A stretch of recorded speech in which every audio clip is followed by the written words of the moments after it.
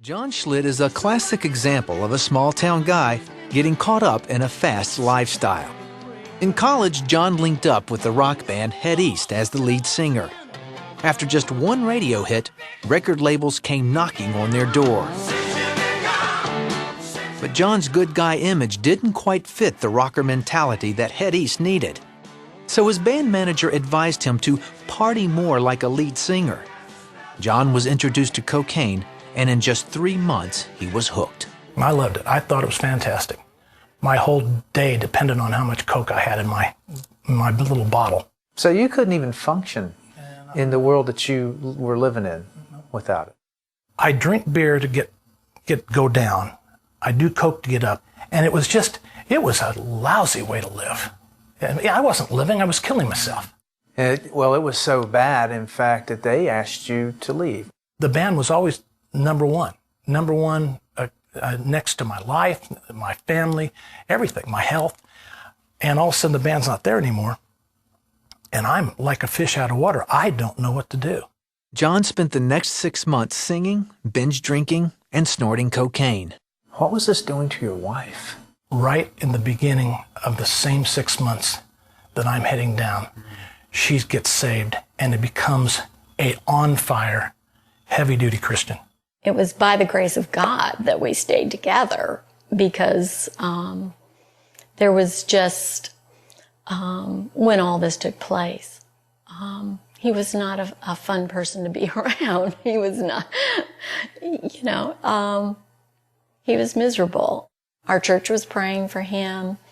I was praying for him. There was a war going on for him. I knew it.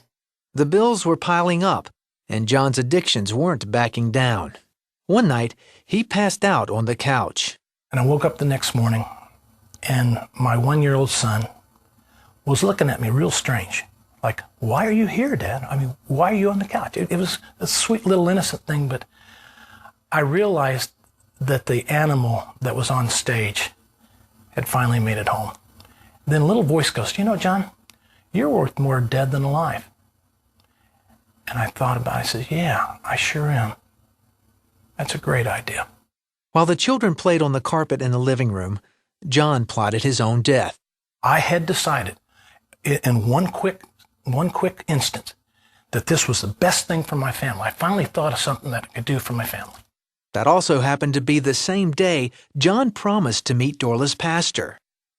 I went because I wanted her to remember that I tried. So when I finished myself off, she would say, well, he did go talk to the pastor. The pastor challenged John's view of God. You don't know the Jesus that loves you. You don't know the Jesus that has a plan for your life. You don't know the Jesus that knows exactly what you're thinking right now. The power of God's presence knocked him to the floor, and John gave his life to Christ. The minute I finished it, it was like a ton of lead lifted right off of my shoulders, my head, my shoulders. I mean, I didn't realize I weighed that much. He was instantly delivered from cocaine and soon lost his desire for alcohol. I had a hold of my daughter's hand, and I looked at her, and I think the first thing God ever said to me was, John, you know those treasures you were looking for? All that money you wanted to make, those riches? Here they are right here, and I've been taking care of them. Now you start. John put music aside. In time, he landed a job as a mining engineer. Life began to look pretty good.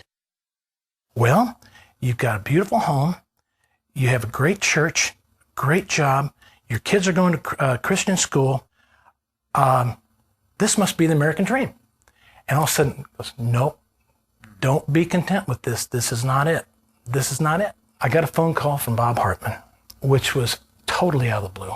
Bob wanted him to front as the lead singer for Petra. The only way to ever sing rock and roll is if it was in a Christian band like Petra. You're going out because you have a reason to do it. You want to see lives change.